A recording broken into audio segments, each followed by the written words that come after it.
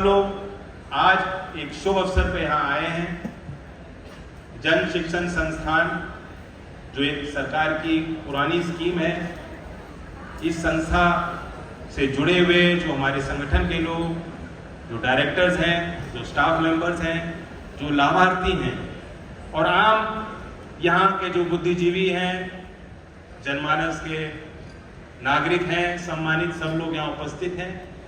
और उद्देश्य है कि 2 दिन के इस कार्यशाला में हम जो JSS स्कीम है उसके क्षमता विस्तार पे बातचीत हो और इसका समीक्षा भी हो कि कितना इसमें सुधार हुआ है, किस तरह से जमीन पे काम हो रहा है, कैसे और बेहतर इसको किया जा सकता है।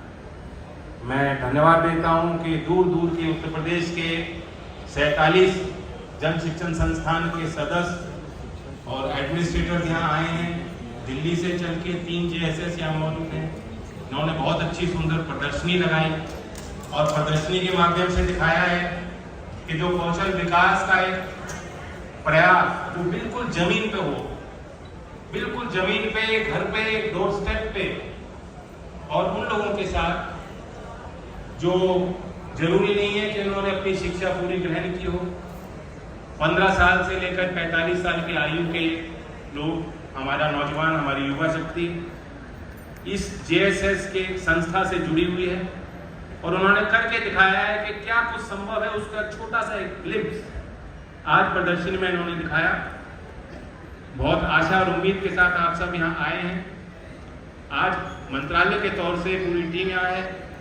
निस्बत की पूनम जी जिन्होंने बताया कि उद्यमिता जो हमारे मंत्रालय का अहम मैंडेट है, जिम्मा है, कैसे हमारे लोग सक्षम बने कि सिर्फ नौकरी के लिए कतार में खड़ा होना ना पड़े, वो अपने जो है अपने उद्योग, अपने व्यापार को स्थापित करें और लोगों को रोजगार दे पाए, उनका काम और उन्नत हो। सबसे अहम संस्था उत्तर भारत में निस्बत है जो उद्यमिता के क्षेत्र में काम कर रहे हैं। तो पूनम जी ने बेहतरीन तरीके से आगे की कार्यक्रम की रूपरेखा बताई। मैं हाल में नोएडा में संस्था है वहाँ गया था। जिस दिन मैं वहाँ पहुँचा उसी दिन हमारे विश्वविद्यालय के कुछ छात्रों को भी उन्होंने बुलाया था। 2 दिन की कार्यशाला थी। वो बता रहे थे कि कैसे अपने, अगर आप कोई बिजनेस करना चाहते हो, कैसे शुरुआत, कैसे सोचना आप शुरू करो, कैसे स्ट्रक्चर करोगे अपने आप, क्या आपके गवर्नेंस के लिए क्या क्या आपको करना पड़ता है, क्या पेपर वर्क है, क्या क्या लाइसेंसिंग रिक्वायरमेंट्स। ये एक आम नागरिक के लिए, एक आम युवा के लिए समझना आसान नहीं। लेकिन मैंने नौजवानों से बातचीत की, मुझे लगा कि उनको बहुत कुछ सीखने को मिल रहा है। उसी दिन हमारे गुजरात और तेलंगाना राज्य के राशन डीलर्स को बुलाया गया था, क्योंकि वो एक डिस्ट्रीब्यूशन चेन उनका नेटवर्क है। कैसे और सरकारी सेवाओं को, सुविधाओं को वे आम लोगों तक पंचायत के स्तर पे पहुंचा सकते हैं, उसकी ट्रेनिंग वो ग्रहण कर रहे हैं। और आर्मी वेटरन्स, मेरठ तो क्रांति की भूमि है और यहाँ हर घर परिवार में आपको लोग मिल जाएंगे जिन्होंने हमारी सर्विसेज में योगदान दिया है। कैंटोनमेंट का बड़ा इलाका, बड़ा क्षेत्र, तो खुशी हुई। मेरठ के भी वहाँ लोग एक्स आर्मी वेटरन्स, क्योंकि आपने सेवा पूरी की है, कर्तव्य का पूरा आपने निष्ठा से पालन किया है। अब आप दोबारा सोसाइटी में कैसे इंटीग्रेट होंगे, आपके लिए क्या संभावनाएं हैं, उन चीज़ों को तलाशने के लिए वहाँ सब लोग जो अभी रिटायर होने वाले थे, वो जवान मौजूद थे, उनके ऑफिसर्स मौजूद थे। तो अच्छी संस्था है। मैं आपको भी निमंत्रण देता हूँ। मेरठ की धरती पे आया हूँ, नोएडा कोई दूर नहीं है और उसको फैसिलिटेट हमारा मंत्रालय करेगा। जो लोग जागरूक हैं, उत्सुक हैं, जाके देखें संस्था में क्या क्या ट्रेनिंग है, स्किल ट्रेनिंग। इसे आप महज सर्टिफिकेट के लिए, कागज के टुकड़े के लिए ना करें।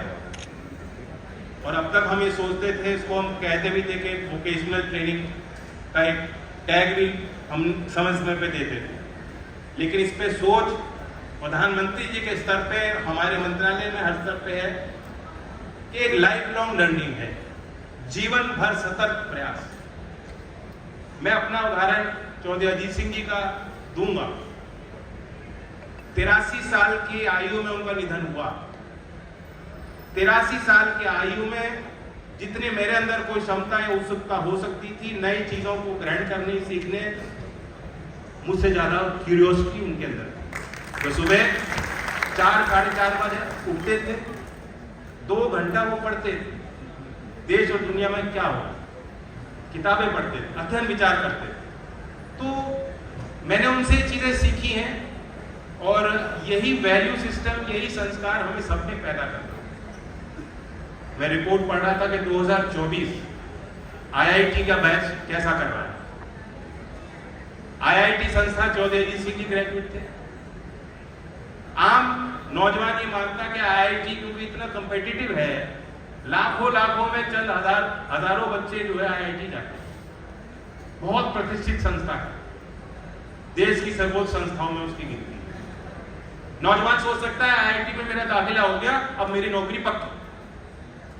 घर परिवार के लोग बहुत खुशी मनाते होंगे, मिठाई बांटते होंगे, हमारा बच्चा अब संभल गया, हमारी बच्ची संभल गई, अपने पांव पे खड़ी हो चुकी है। यही तो माना जाता है।